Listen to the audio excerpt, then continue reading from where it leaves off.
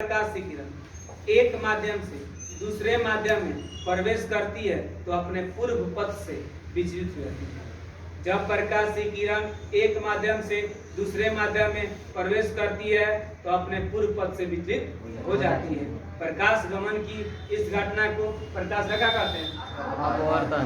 अब बताइए, एक माध्यम से दूसरे माध्यम पर एक माध्यम या मतलब हवा से कांच में जाएंगे, अच्छा कांच से हवा में, या पानी से कांच में जाएंगे, अच्छा कांच से पानी में। हवा से कांच में गए या कांच से हवा में गए, हवा से जल में गए और जल से हवा में गए।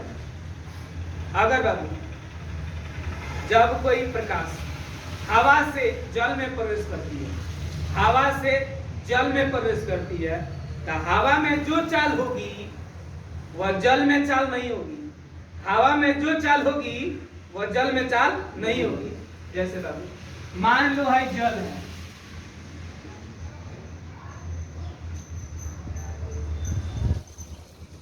एन और एन डैश क्या है? अभिलंब। एन और एन डैश क्या है? अभिलंब। एन और एन डैश क्या है? अभिलंब। मान लो आपतन बिंदु यहाँ आकर मिलता है, यह है आपतन बिंदु, यह क्या है? मान लो यह हवा है, यह क्या है? जल। क्या है? जल। क्या है बाबू? जल।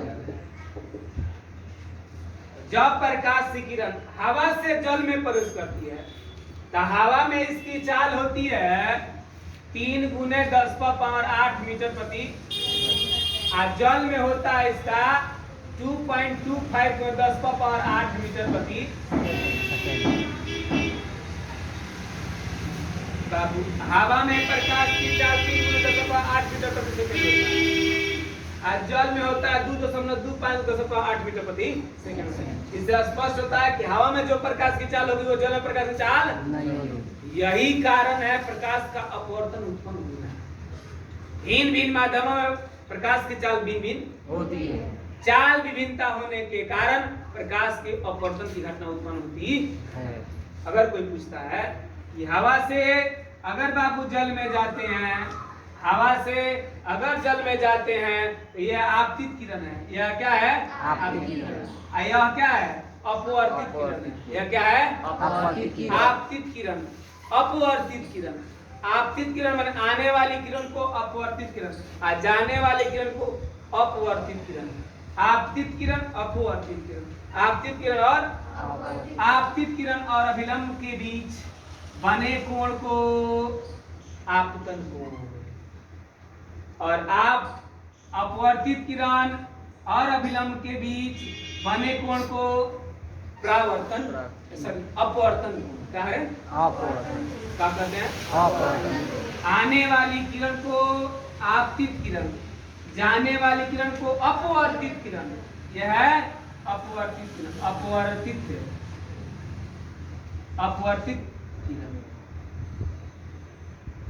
आइए है क्या है? आपतित किरण। यह क्या है? आपतन कोण। यह क्या है? अपवर्तन कोण।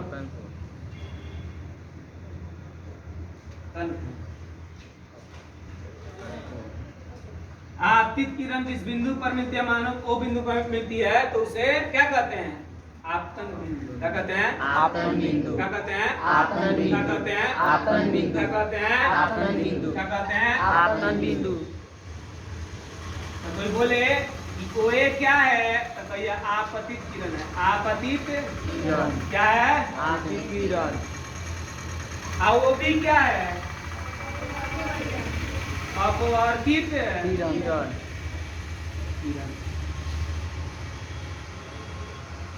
ON क्या है? अभिलंब। क्या है? अभिलंब। क्या है? अभिलंब। क्या है? अभिलंब। और बाबू कोण AON क्या है? कोण AON बराबर आपतन कोण। क्या है? आपतन कोण। आपतन कोण। अर्थात कोण, कोण क्या होगा? कोण आई। क्या होगा? कोण आई। ये बनेगा BON डैश, और BON डैश क्या होगा? अपवर्तन कोण अपवर्तन कोण इसको कहते हैं कोण। क्या कहते हैं बाबू? आर क्या कहते हैं? आर क्या कहते हैं? आर तो बाबू हवा से जल में जाएंगे तो प्रकाश की जाल कम होगी। इससे स्पष्ट होता है कि हवा से जल में जाने के बाद प्रकाश की चाल कम होती है। इससे स्पष्ट ये भी होता है कि विरल माध्यम से सघन माध्यम में जाने के बाद प्रकाश की चाल कम होती है। विरल माध्यम से ये मानते हैं, इसको क्या है विरल माध्यम? क्या है? क्या है विरल माध्यम? यह क्या है? सघन माध्यम। यह क्या है बाबू? विरल माध्यम। ये नीचे वाला क्या है? सघन माध्यम विरल माध्यम में प्रकाश की चाल क्या होती है? अधिक। और सघन माध्यम में कम होती है विरल माध्यम में प्रकाश की चाल क्या होती है? अधिक होती है विरल माध्यम में प्रकाश की चाल क्या होती है? अधिक होती है विरल माध्यम में प्रकाश की चाल क्या होती है? अधिक होती और है सघन माध्यम में प्रकाश की चाल क्या होती है? कम होती है अगर कोई यदि प्रकाश की चाल हवा से कांच में जाती है तब प्रकाश की चाल कम होगी कि अधिक? कम होगी। क्या होगी? कम होगी हवा से जल में जाएंगे तो प्रकाश की चाल क्या होगी? कम होगी विरल से सघन में जाएंगे तो प्रकाश की चाल क्या होगी? कम जब वस्तु अधिक चमकता है, कोई वस्तु साफ साफ दिखाई देता है, वो कौन माध्यम है? विरल माध्यम। कौन माध्यम? विरल माध्यम विरल माध्यम। और थोड़ा कम दिखाई देता है, सघन माध्यम अधिक प्रकाश विरल माध्यम में होती है कि सघन माध्यम में? विरल माध्यम में प्रकाश की वेग सबसे अधिक किसमें होती है? प्रकाश की वेग सबसे अधिक किसमें होती है? विरल माध्यम हवा में प्रकाश की चाल 3.8 मीटर या प्रति बाबू कभी सेकंड। लिखता है 2.99 को 10⁸ मीटर प्रति सेकंड, ये भी लिखता है, ठीक है ना? भरमना मत, ठीक है ना? ये भी लिखता है लगभग 3 के बराबर है, लगभग 3 के बराबर और कोई पूछे जब प्रकाश की किरण विरल माध्यम में से सघन माध्यम में प्रवेश करती है तो आपतित किरण किधर जाती है? अभिलंब की ओर उड़ जाती है। क्या होती है? अभिलंब की ओर मुड़ जाती है ये ऐसे आएगी, ऐसे ये ऐसे आएगी, ऐसे, ठीक है ना? अभिलंब की ओर मुड़ जाती है और जब प्रकाश की किरण सघन माध्यम से विरल माध्यम में प्रवेश करती है तो सीधे अभिलंब से दूर हट जाती है अगर प्रकाश की किरण विरल सघन माध्यम से विरल माध्यम में प्रवेश करती है, जब प्रकाश की किरण सघन माध्यम से विरल माध्यम में प्रवेश करती है तो वह अभिलंब से क्या हो जाती है? दूर हट जाती है, क्योंकि सघन माध्यम से विरल माध्यम में उसकी चाल अधिक हो जाती है ठीक है ना? हाँ बाबू तेरे से पूछे यहाँ यह कौन कौन है बाबू? आई। यह कौन कौन है? आई यह कौन कौन है? यह कौन कौन है? आई ये जा रही है तो आपतित किरण, इसे बनेगा आपतन कोण।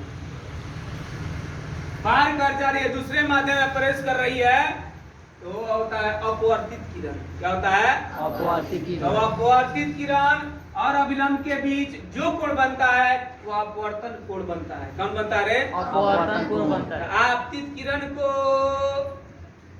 और अपवर्तित किरण को, आने वाली किरण को आपतित किरण और जाने वाली किरण को अपवर्तित किरण। आपतन कोण को आई से सूचित किया जाता है, अपवर्तन कोण को आर से किया जाता है। बताएं। अपवर्तन, कोई बोले प्रकाश का अपवर्तन होने का कारण क्या है? तो कहिए माध्यम में परिवर्तन होना। माध्यम में परिवर्तन होना जब बाबू इससे स्पष्ट प्रकाश का वेग भिन्न भिन्न माध्यमों में भिन्न भिन्न होता है।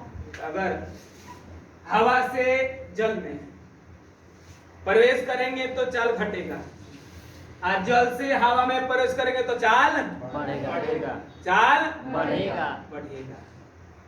यह अपवर्तन की घटना तभी उत्पन्न हो सकती है जब उसकी चाल कम बेस होगी, ठीक है? प्रकाश का अपवर्तन क्या है? तो बोल, जब प्रकाश की किरण एक माध्यम से दूसरे माध्यम में प्रवेश करती है तो वह अपने पूर्व पथ से विचलित हो जाती है। प्रकाश गमन की इस घटना को प्रकाश का अपवर्तन कहा जाता है। प्रकाश का अपवर्तन कहा जाता है। बाबू कोई बोले प्रकाश की चाल किसमें अधिक होती है, विरल माध्यम की सघन माध्यम में? विरल माध्यम में। विरल माध्यम। कोई वस्तु अधिक किसमें चमकता है? विरल माध्यम। कोई वस्तु अधिक किसमें चमकता है? विरल माध्यम में। अब कोई बोले प्रकाश के अपवर्तन के कितने नियम हैं? 2। कितने नियम हैं? 2। कितने नियम हैं? 2। कितने नियम? 2। बाबू आपतन कोण और अपवर्तन कोण बराबर होते हैं। पहला नियम क्या है? आपतन कोण और अपवर्तन कोण आपस में क्या होते हैं? बराबर होते हैं। आपतन कोण और अपवर्तन कोण आपस में क्या होते हैं? बराबर होते हैं। आपतन कोण और अपवर्तन कोण आपस में क्या होते हैं? बराबर होते हैं। दूसरा नियम है ये, इसमें ये अपवर्तन का नियम है, सॉरी परावर्तन का नियम है, लेकिन अपवर्तन में ये नहीं होता है। अपवर्तन में ये नियम नहीं होता है, अपवर्तन में ये नियम होता है। आपतित किरण, आपतित किरण और अपवर्तित किरण, आपतित किरण और अपवर्तित किरण, आपतित किरण और अपवर्तित किरण, आपतित किरण और अपवर्तित। मान लो ये किरण है, फिर यहाँ से जा रही है ना, आपतित किरण और अपवर्तित किरण तथा आपतन बिंदु पर डाला गया अभिलंब है। तीनों एक ही समतल में होते हैं या एक ही तल में होते हैं। पहला नियम क्या है? आपतित किरण, आपतित किरण, अपवर्तित किरण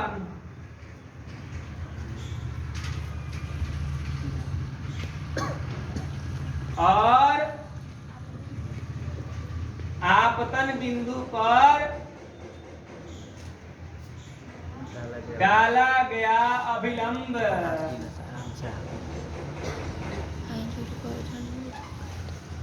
तीनों एक ही तल में होते हैं, एक ही तल में होते हैं। होते हैं, एक ही तल में होते हैं। आपतित किरण, अपवर्तित किरण और आपतन बिंदु पर डाला गया अभिलंब तीनों एक ही तल में होते हैं। तीनों एक ही तल में होते हैं। तल के जगह समतल भी लिखे तो गलती नहीं काटेंगे, ठीक है ना बाबू? दूसरा नियम है इसका, आपतन कोण की जया और अपवर्तन कोण की जया का अनुपात सदैव नियत रहता है या नियतांक के बराबर होता है। इसका नाम क्या है? म्यू। और कोई पूछे दूसरा नियम क्या है? इसे स्नेल का नियम भी कहा जाता है। स्नेल का नियम भी कहा। स्नेल का नियम कब प्राप्त हुआ था बाबू? स्नेल का नियम किस ईस्वी में प्राप्त हुआ था?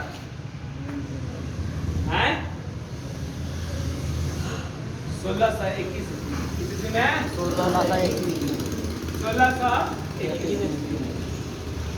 स्नेल का नियम क्या है? कोई पूछे तो आपतन कोण की जया और अपवर्तन कोण की जया का अनुपात एक नियतांक के बराबर होता है। स्नेल का नियम कहलाता है। साइन आई बटा साइन आर बराबर क्या होता है? म्यू। कोई पूछे म्यू क्या है तो कहिए एक माध्यम के सापेक्ष दूसरे माध्यम का अपवर्तनांक है। म्यू क्या है बाबू? म्यू क्या है? एक माध्यम के सापेक्ष, एक माध्यम के सापेक्ष दूसरे माध्यम का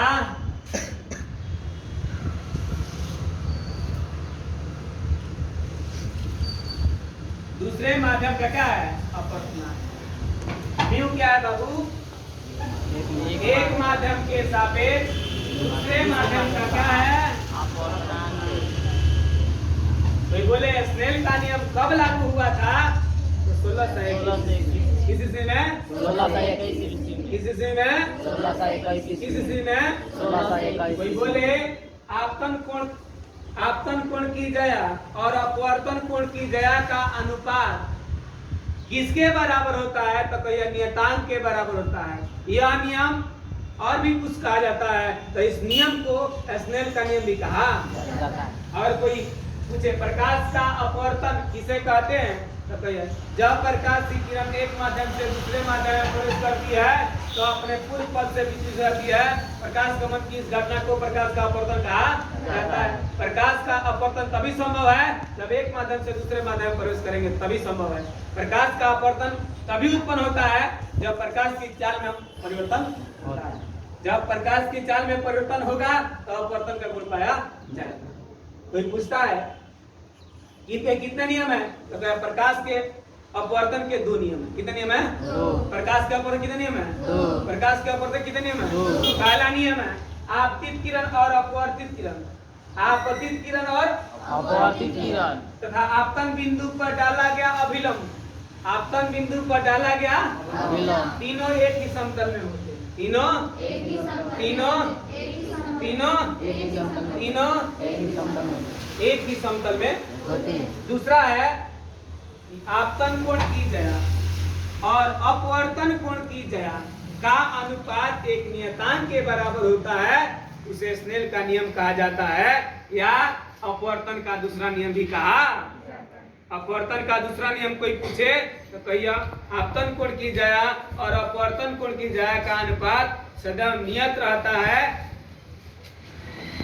अर्थात sin i बटा sin r बराबर क्या होता है। कोई पूछे म्यू क्या है तो कहिए एक माध्यम के सापेक्ष दूसरे माध्यम का अपवर्तनांक है। जिसके सापेक्ष बोले ना तो म्यू के अपवर्तन से कहे हवा के सापेक्ष, हवा के सापेक्ष जल का अपवर्तनांक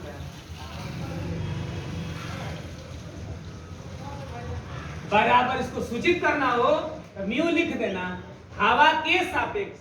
तो हवा तो ए माने एयर मिस हवा, ए माने एयर मिस हवा, जल वाटर, तो इसको लिखा है W म्यू ए। इसको इस सिंबल द्वारा सूचित किया जाता है, इस सिंबल द्वारा सूचित किया जाता है। म्यू क्या है? एक माध्यम के सापेक्ष दूसरे माध्यम का अपवर्तनांक। कोई बोले म्यू का मात्रक होता है तो कहिए नहीं होता है। म्यू का मात्रक नहीं होता है, म्यू का मात्रक नहीं होता है। क्योंकि sin i का मात्रक और sin r का मात्रक दोनों कट जाता है, एक के बराबर हो जाता है। sin i और sin r का मान एक के बराबर हो जाता है कब? जब थीटा बराबर कितना डिग्री रहेंगे? 90 डिग्री रखेंगे। थीटा बराबर 90 थीटा बराबर 90 डिग्री या 45 डिग्री भी रहेगा तो बनेगा। आपतन कोण के साथ 90 डिग्री बने, परावर्तन कोण अपवर्तन कोण के साथ 90 डिग्री बने, आपतन कोण के साथ 30 डिग्री का बने, अपवर्तन कोण के साथ 30 डिग्री का बने, तो उसका मान क्या होगा?